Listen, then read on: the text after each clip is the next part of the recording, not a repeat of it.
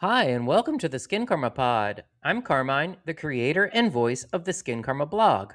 With more than 25 years in beauty, as a brand builder, copywriter, and skincare junkie, I'm putting my product wisdom and expertise to work demystifying skincare. Today's episode starts with a question that feels especially relevant right now. Are we actually moving away from filler? Or are we finally reacting to years of overfilled faces? Because if you spend any time online, you'd think filler itself is the problem. But according to my guest today, that narrative may be missing the bigger picture.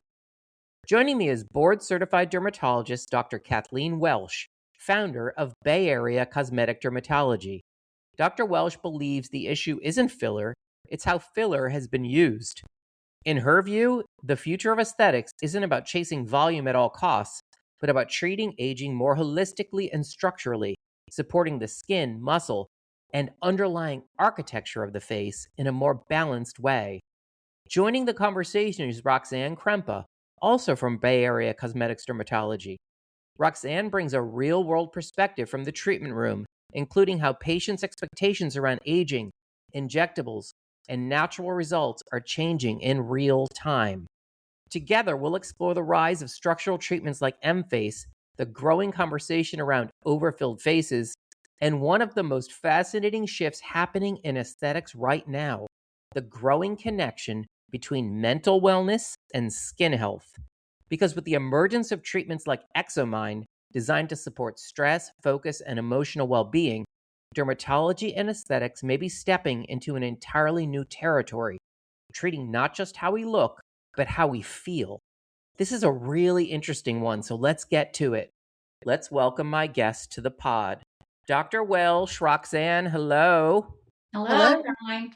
Welcome to the Skincarma Pod. I'm so happy to have you here, alas. Thank you for having us. Oh, for sure. We're Um, excited to participate. yeah, thank you. Thank you for taking the time. Uh, Dr. Welsh, before we dive into the really cool treatment innovations you're bringing to your patients at Bay Area Cosmetic Dermatology, I'd like to start with a bit of your own origin story. Can you talk to me about your career trajectory and what led you to founding the practice? Sure. I grew up in rural Northern California. We didn't have a lot of access to skin doctors. I watched my classmates suffer with acne, terrible acne, and really realized how that affects people emotionally. I mean, we talk a lot about the skin is the view to the soul, um, and what you present to the outside world is really, your skin. So I was interested in science. I went to college and was a chemistry major, and then I went to Harvard Medical School. I returned to the West Coast and did training at UCSF in internal medicine. And I loved medicine. It was the height of the AIDS crisis. It was definitely a difficult time to be an internist, and I really did love skin. So I transitioned into dermatology at Stanford University. And then I practiced at Kaiser Permanente for about Mm. 7 years as chief of the department there of dermatology in San Francisco. And during that time, we had basically a revolution in lasers and neuromodulators and fillers and chemical peels. Really all started in the mid 80s and early 90s. I started a cosmetic dermatology program at Kaiser, which was one of their first revenue producing programs. And then I really wanted to have more control over my own life and my own practice. And so I started Bay Area Cosmetic Dermatology, I guess about 27 years ago. Oh, wow. We are the largest practice in San Francisco, and we practice cosmetic dermatology primarily, but also really take care of all our patients' skincare needs in terms of doing skin cancer screenings and treating complex dermatology problems. Amazing. And you'll be happy to know that I am now officially in Kaiser and I'm going to see my PCP for the first time in an hour. As Oh, soon as we wonderful. as soon as we log off, I've never been so excited to get health care in my life. Roxanne, what's your career trajectory been like, and how did you arrive at Bay Area Cosmetic Dermatology? Well, I started working for Dr. Welsh 17 years ago, Oh my God! so a Wow. long time ago. And at that time, we had just a few body contouring devices that I kind Mm, of took on as a side project. There really wasn't a lot of options out there, but it became pretty clear that our patients really wanted to do something not just for their skin, but for their body as well. So, about 10 years ago, or maybe 11, I opened up the body clinic with Dr. Welsh, which is a separate, smaller business within the practice. hmm And then now that's kind of transitioned into a body and wellness clinic because really the trend has been shifting towards wellness. And so we've added some things like ExoMind that have really been able to cater to that patient as a whole. So I still manage that practice, and we have one other employee, Shannon, who works with me, and it's just the two of us, and I love it. And that's Roxanne is a nationally recognized speaker on topics, all body topics, body contouring, body strengthening, mm, um, and I guess wellness now. yeah. Mhm. I can't wait to get into ExoMind. But beforehand, we have a couple of other topics that I want to cover. Online and in my social feeds, fillers kind of become synonymous with that overfilled look. But that Hmm. may say more about technique and overcorrection than filler itself, right? Dr. Welsh, do you think filler has become misunderstood because of how aggressively it's been used, or is something else at play? Well, I think when you don't have a lot of tools in your toolbox, you try to use one tool for everything. Mm, So I do think that and there's wonderful people practicing in both doctor's offices and also in medi spas. However, I do think there has been a abundance of very, very simple training programs, and then people become experts. And if you only have filler as a tool, you're going to use that tool for some of the wrong things. I don't think we've ever had overfilled patients in our practice. We understand filler for what it is, replacing what was there. But if mm, you try to make someone's face look like it did when they were a child, they're going to look silly. That is overfilled. yeah. You really need to understand how the aging process works and how facial contouring works. My patients are not shying away from filler, but they're using it in moderation with neuromodulators and lasers. And also, we're looking, as we'll talk about a little bit about looking at the muscles of the face and how they contribute to aging. Yeah. I don't think filler is going to go away, but I do think that you're right. It has been overused. People are overfilled, and there's a lot of dissolving going on right now at great expense. Oh Mhm. gosh. Yeah. Um that kind of leads us to the this concept of filler migration, and it's become, one of the biggest talking points in aesthetics. Yeah, What's and actually happening in that situation? I don't really believe that filler migrates on Mm, its own. Okay, so there are different planes in the face. There are a couple places in the face where if the filler is overfilled, it could shift. mm. Usually it's because the force of injection was too hard to begin with. So Uh, the planes of the face were disrupted. And that can happen in the temples, and you often see it above the lip.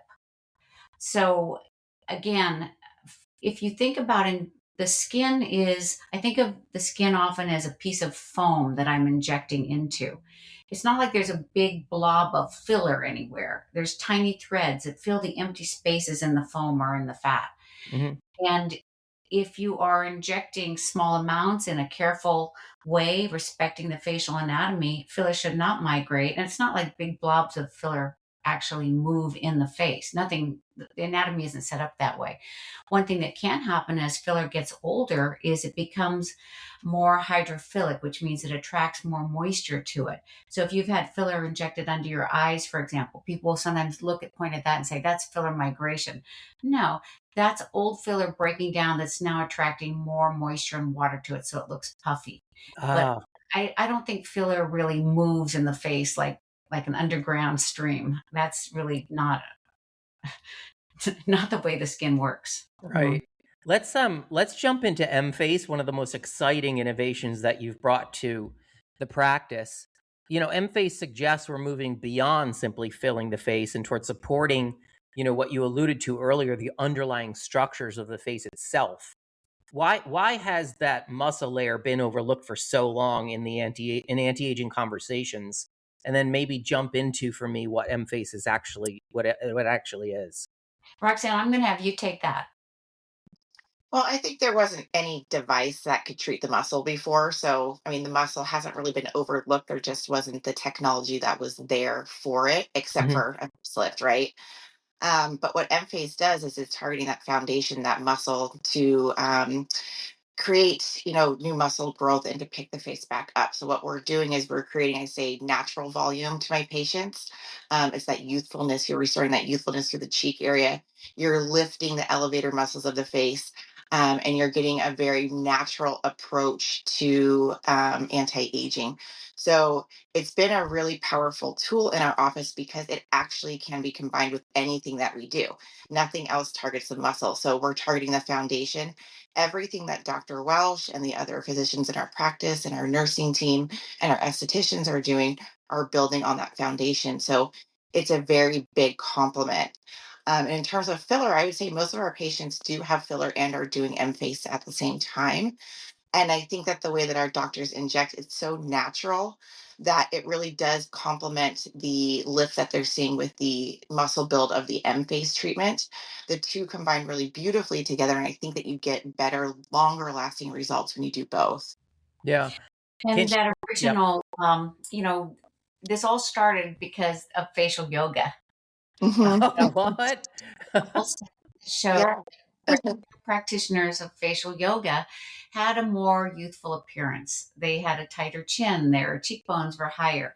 However, most people cannot commit to, I think it was, I can't remember the timing, but it was, 10 or 15 minutes of facial yoga daily. Mm, But so it really did start with that. And another really interesting thing we're seeing is that aging is, we lose skeletal mass, we lose muscle, we lose fat, our skin becomes more lax. And there is some early evidence that doing M-Face actually retards some of the skeletal bone loss. It's really one of the main indicators of aging. If you look at, for example, skulls as people age, the eye sockets get bigger. And we see this in that people get hollowed out eyes. mm. Lower jawbone or their mandible shrinks, and so their mouth shrinks back, and that's why we get the depressor lines. So there is some evidence that doing M-face may even slow down or build up some of the skeletal bone loss in the face. Yeah, Roxanne, it's can you describe the M face procedure itself? Like, I have no concept of what's actually happening and what you're doing. Yeah. So it's a very easy 20-minute treatment. Hmm. So we have access to three applicators. So you get to choose two places on the face. So you either do the cheeks, the zygomatic muscle, and you can also choose to do underneath the chin for the digastric muscle, or you can choose to lift and pick up the forehead and brow. So patients come in, they basically lay down. We apply the applicators, which are tiny stickers that are attached to the face with electrodes. Mm, And then we increase the contraction up to a threshold of 100%, depending on what they can tolerate.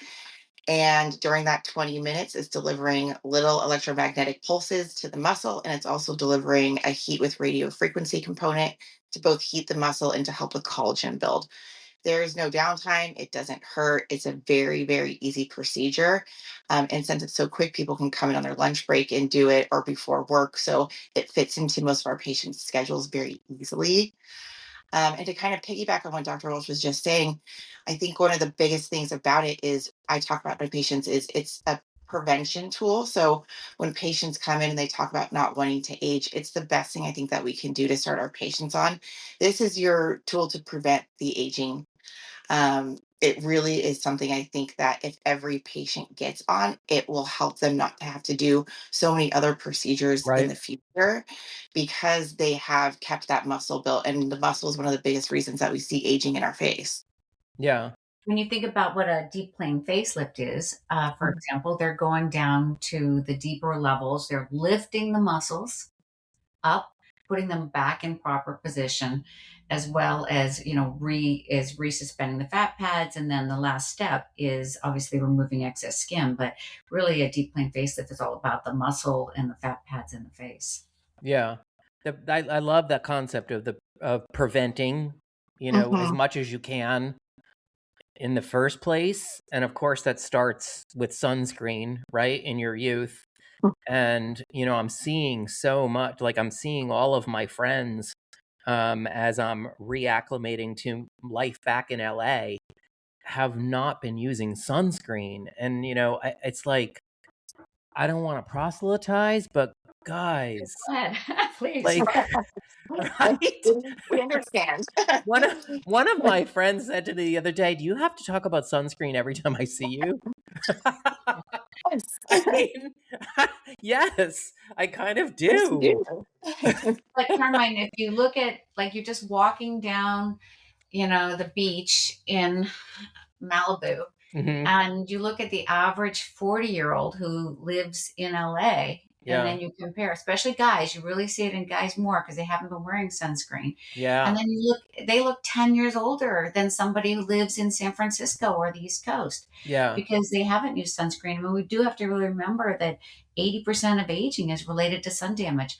I always say the sun is a nuclear reactor. Who would stand in front of nuclear radiation willingly? right. But young people are tanning again. I can't believe it. It's scary. It's very scary. It's really scary. Yeah, they're gonna regret that when they get to be my age. I'll tell you right now. I mean, I'm lucky that I this is so crazy to say. I'm lucky I was a chubby kid and didn't want to be out in the sun because I didn't want to be out without my shirt on because I was Mhm. chubby. And then I, got into beauty when I was 22, and for some reason I just started taking it really seriously. And I'm a huge proponent of wearing sunscreen in the immediate eye area. And you have to find, something that doesn't bleed into your eyes, migrate into your eyes and burn your eyes. The solution isn't to avoid it completely. It's to There's so find many good sunscreens. There's a there sunscreen are. person. Absolutely, absolutely. I love that we went off on that little tangent and that I might have sparked it. And thank you both for humoring me and going on that with me. Um, the most natural looking results today seem to come from combining treatments, which you expressed earlier. Combining them thoughtfully rather than relying on like one magic fix. In real life, maybe Roxanne, in real life, what does a modern treatment plan actually look like for a patient now?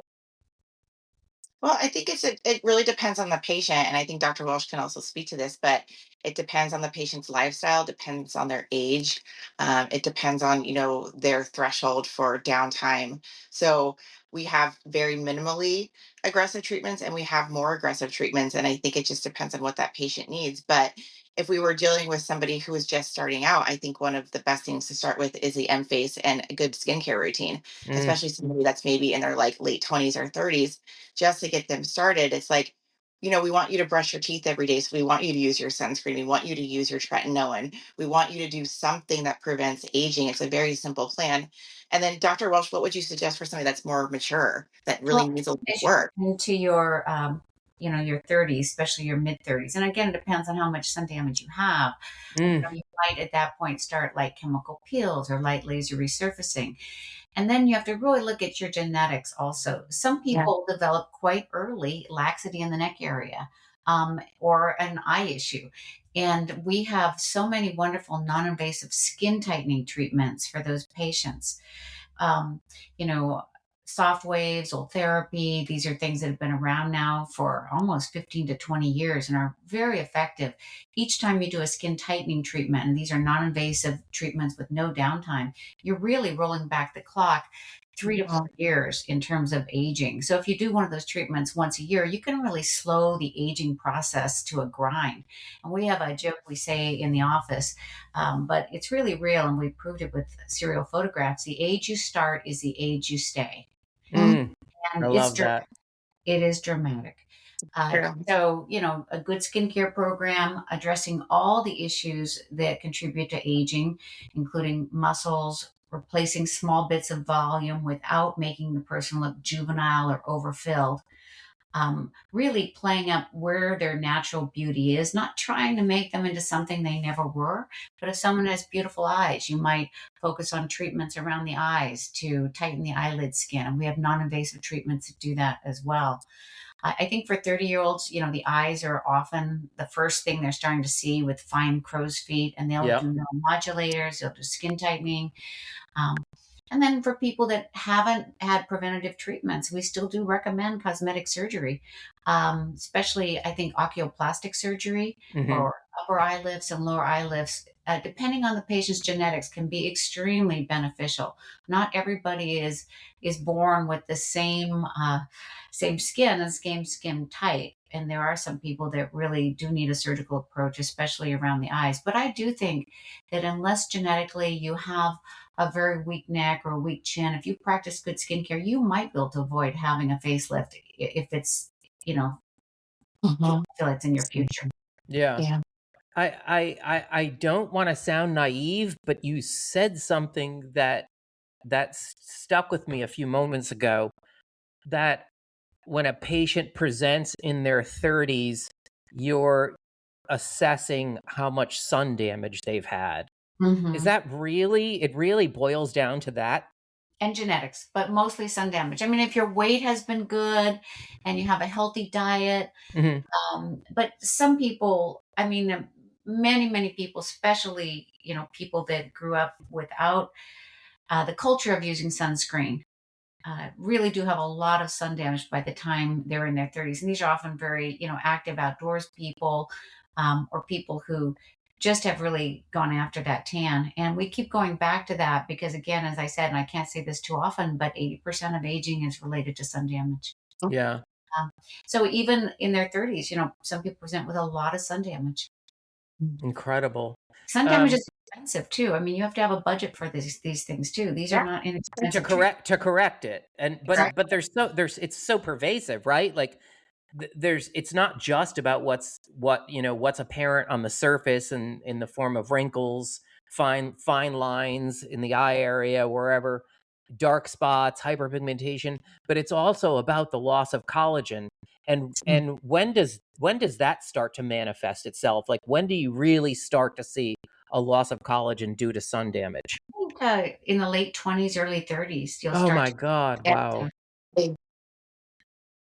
So, but a lot of it is reversible. Like some of the we were talking about, downtime. So let's say you're someone who's done their best, but you were a sun bunny, when you were a teenager or in your 20s, or you grew up in Arizona and you couldn't help yourself. Mm, And you get to be in your mid 40s and you feel like you look older than you would like. The solution at that time would be a skin resurfacing procedure like a deeper laser peel. hmm. And with those deeper laser peels, we're not only correcting wrinkles and sunspots and really reviving the collagen and elastic tissue, we're also preventing skin cancer.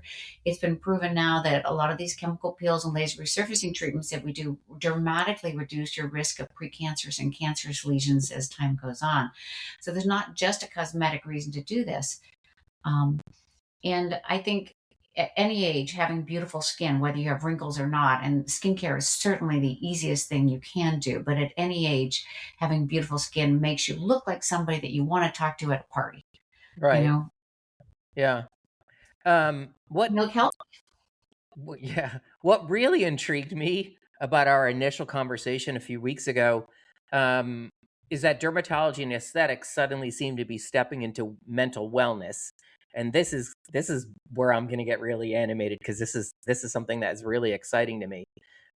Dermatology stepping into mental health, like, that seems really out there to me. How did Dr. Welsh? How do you think about that boundary? I'm going to tie this back to my early experience with a classmate who had horrible acne when I was a teenager, my best friend. Mm, And I watched her socially withdraw, feel like she wasn't a good person, and really struggle with depression and anxiety because of her facial appearance. Dermatology has always been about mental well being. Imagine a patient with psoriasis who won't take their clothes off, who won't go into a pool, mhm, because they're hiding, or a patient with severe eczema, or all the birthmarks and physical deformities that are present on the skin. I think we've always been about well being, to be honest. It's Mhm. been trivialized at times, but we always have been. And then, what's happened is my practice has matured. And I don't think this is just my practice. The whole world is so full of anxiety and stress right now. And we see that manifest in people being sometimes overly concerned about their physical appearance, anxious about their appearance. And then, since I've been practicing in the city for over 30 years, these patients, I know them very well. They'll share with me their depression, after they've had a baby or during times of hormonal change around menopause. Many women complain of anxiety, sleeplessness, unable to concentrate and focus, or brain fog. And it's the same with women who are often immediately postpartum. Mm-hmm. So, hearing over and over what's happening in these women's lives and seeing these women, we see these women and men more than they see their primary care doctors because we see them 3 or 4 times a year. It just felt like a space that we really wanted to be in. In addition, the ExoMind, which we're going to get into a little more, is highly effective for patients who have obsessive compulsive disorders. And there are a lot of skin conditions where that is a huge component. Imagine hair pulling, nail biting, scratching, picking. Yeah. So it really did seem like a good fit for our practice. So let's jump into ExoMind. I think a lot of people, would hear a brain treatment and immediately wonder what that actually means and how it's performed, particularly in a practice like yours. What is ExoMind? So I'll let Roxanne jump in a little bit too, Mm-hmm. but ExoMind is transcranial magnetic therapy, which has been around since the 90s. However, really has been taking off when larger academic institutions like Stanford started to develop programs using a device that applies strong magnetic waves to the brain to treat patients who have treatment resistant depression, um, and sometimes obsessive compulsive disorders. And it's FDA approved for this. But these programs for this special subset of patients with severe depression are often 16-week programs with treatments 2 or 3 times a week and are rarely covered by insurance. So really out of reach for many, many patients who'd like to try them. So ExoMind uh, is a device which delivers the same type of magnetic waves that was developed in Europe, and it's extremely cost effective to produce. Oh. And so so it is being introduced into the United States. It's FDA cleared for depression, Mm-hmm. and anxiety is the other indication. It's just a much more gentle version than what we were traditionally using with TMS, and it's designed for the general population. So it's for your everyday patient who comes in and mentions that she hasn't been sleeping, or somebody who comes in and says they've been feeling a little bit depressed after having a baby. Those conversations that as providers we have with our patients on a day to day basis. We now have an easy solution for them, which we can talk to them about and really try to take care of the person as a whole when they're in our practice. So um, the treatment itself is very, very simple. It's just a 24-minute treatment. It's a very gentle, like massage or stimulation to the left side of the head. The patient lays down. They basically I tell them just to relax, take a nap, meditate, anything to kind of open up their mind. And when they leave, they feel a sense of calm pretty immediately. And so the series of treatments, we recommend 6 treatments that can be done every other day. It can be done once a week, depending on the patient's schedule. But it tends to fit into their busy lives, but it also helps to kind of bring them that sense of grounding and calm as they're dealing with their day to day activities. Yeah. What it's really doing is targeting the part of the brain called the prefrontal cortex. This is the part of our brain that is responsible for planning, organization, uh, the part of the brain that is if your prefrontal cortex is working well, you'll feel calm and confident. If you're under stress all the time, your prefrontal cortex activity diminishes and we start using the amygdala, or the reptile part of our brain, which is the fight or flight part of our brain. And over time, constant stress, constant anxiety, your prefrontal cortex activity decreases, and these other parts of our brain, which are not at a high level, the reptile brain, Mm. start to increase. And so we're really causing the prefrontal cortex to develop what's called neuroplasticity. The magnetic waves make the brain cells start to talk to each other differently, and that can increase neurotransmitters like serotonin in the brain also. Yeah. It So, gives you more choices, if that makes sense. Like, so the analogy that I use with my patients is if you think about driving down a highway and you have one lane and there's no off ramps and that's the only way that you can drive. ExoMind opens up all of the off ramps on that highway, and now you have choices. You can choose A or B or C, but you're able to make that decision instead of just being stuck in that one lane. So that kind of makes sense to patients when they think about it that way. Yeah. that's a really good way to explain it, I think. Yeah. The organizational part of your brain is able to make better choices. And this is why it works for weight loss as well. We're using it with our GLP patients because your choice is not to grab the processed junk food that's right in front of you or stop and get a bag of chips. You're able Mhm. to make a better choice and maybe grab an apple instead, or eat a high fiber piece of toast or something that is Yeah. healthier. Reach for broccoli over fries, that kind of I've thing. actually, I've actually tried it myself, and I was trying to explain it to my dad because my dad has actually been coming in to do it as well. And I was telling him, I was like, I can actually feel myself thinking before I react, if that makes sense. Like I Mm. can process what's happening to me before I have a reaction to it. And that way I can make the best decision. And it's like a really interesting thing to just have your mind stop for a minute and think about something as opposed to just reacting immediately.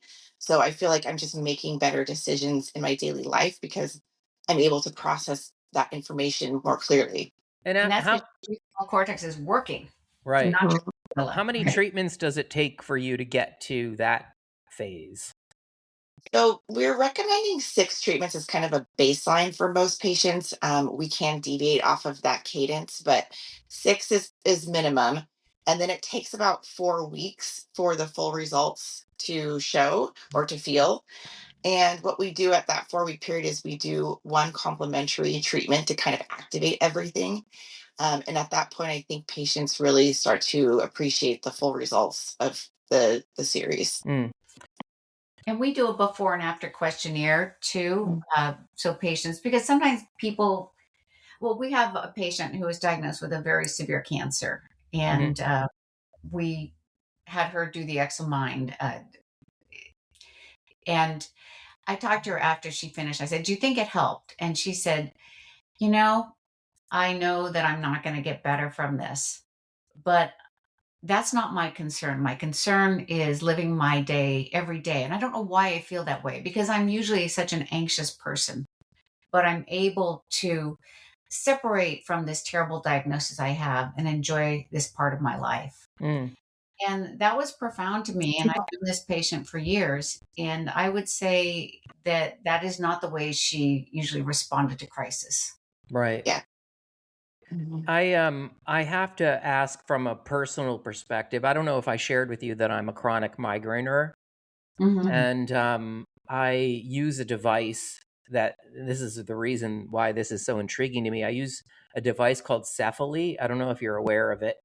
No. And I it's been one of the most beneficial treatments that I've applied. I mean, I went from 28 migraine days a month to for 2 years to now if I have a bad month, I have 2 migraines a week, and Wow. they're not as nowhere near as severe. But this device attaches to 2 diodes on a sticker on my forehead, and it shoots electric pulses into my trigeminal nerve for a Mhm. half an hour.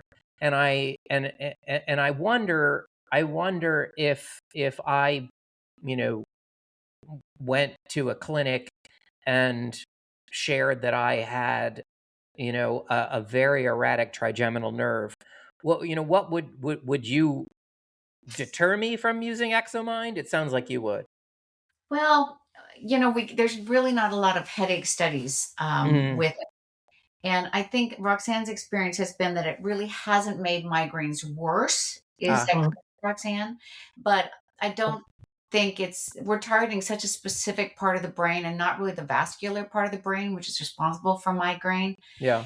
Uh, I mean, I wouldn't be concerned that it would exacerbate migraine, but I don't think it would really help migraine. Got it. Roxanne, what's been your experience with our patients? Yeah, I agree. I think that, the patients who have come in, I don't think it's helped with anyone's actual migraine treatment. There is a very small percentage of people who get a small headache after Exomind, Mm, very temporary, and it usually goes away within an hour. It's not a contraindication for treatment, really. It's only metal in the head area and then seizure condition. But it's something that really hasn't been studied, like Dr. Welsh said, and I'm not sure that it would help your migraines, but I don't think it would make them worse. right. Like, I think back to how Botox became a migraine treatment, right? Right. Like, yeah, and Botox, like I'm scared. I have to have that conversation with my PCP at Kaiser today. Like, we No, have I to Yeah. get we have to get that moving. Like, mean, don't be scared of that. no, I'm So scared of not getting my Botox treatment when I'm oh, coming due. Like, don't make me go through a whole rigmarole of approval process again, right? Like, yeah. I have one last question. It feels like the beauty conversation is shifting from purely cosmetic toward emotional and neurological wellness too. Dr. Welsh, do you think the future of aesthetics will increasingly include mental wellness as part of patient care? I'm not sure it will. Mm, It should, but I'm not sure mm, it will. Um, that's not really, our society doesn't value mental wellness. I mean, it truly doesn't. Look at how insurance reimbursements are for therapy. You yeah, get 5 sessions and that's it. Um, I think for large practices like mine that can have all kinds of tools, you know, it's a really helpful tool to have. But I think that there's going to be a split. Um, the spas that offer massage and functional medicine and diet counseling, they may embrace it more, but not the typical dermatology practice is not going to do that. It's really outside of our core business in many ways. I have such a big practice that I can offer it, and we yeah, have our body center, which not everybody has. I mean, I think it'd be great if they did, but that's just not how our society is, unfortunately. yeah. Let's move on to the lightning round. Just a couple of quick, sometimes fun questions for each of you. Dr. Wells, is there something you believed early in your career that you no longer believe? Yes. Ah. I I remember hearing about laser hair removal when I was a dermatology trainer. I said, there is no way that is going to work. Oh my gosh. I still can't believe that I had that. That is just not going to work. All right. And laser hair removal is extremely successful. Yeah. Roxanne, what's the best compliment a patient can give you? Um, I just always love when patients say, I come here for you.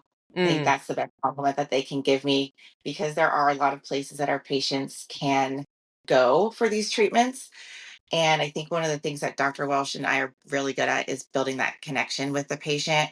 And things like ExoMind, and even Emface, it really gives us an opportunity to connect and build that rapport with our patients, so they feel comfortable with us. It's almost like we're their friends in a way, mm, when they come to see us. So we get to really know our patients, and it's really nice to hear, like, I come here to see you, and that's like one of the best compliments that I could get. that's great.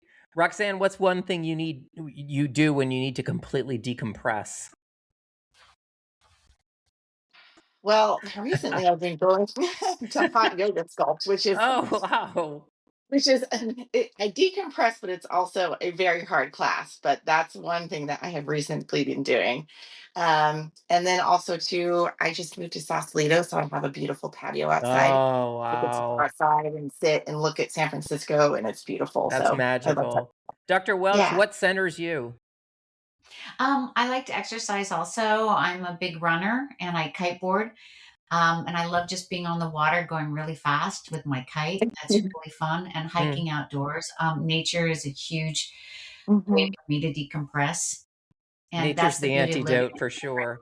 in San Francisco. Yeah. We're on the edge of the wild in San Francisco all the time. Yeah, The water, Yeah, sure. the hills. that's true. All right, both of you, guilty pleasure TV show. Oh, easy. Mm-hmm. Korean soap operas in Oh, that's Korean great. with English subtitles. You gotta listen to the Like Korean with Amazing the yes. Blue or I Crash Landed Into You. That's so great. Roxanne, how about you? Well, recently I just watched all of Traders Canada, which I enjoyed. I think I Okay. actually like it more than the American version, so that's my guilty pleasure as of recent. You know, But I now I'm have to. watching the NBA finals, of course. Yes, of course. And Knicks. all right, yes. It was a little depressing last night, but It's got to be the Knicks. got to be the Knicks, the underdogs, as crazy as that Mhm. sounds. Oh my God. Well, thank you both. This was incredible. I really appreciate you taking the time and so much fun and insightful. Thank you so much for having us. For Okay, sure. thank you. Thanks, Dr. Welsh. Ciao.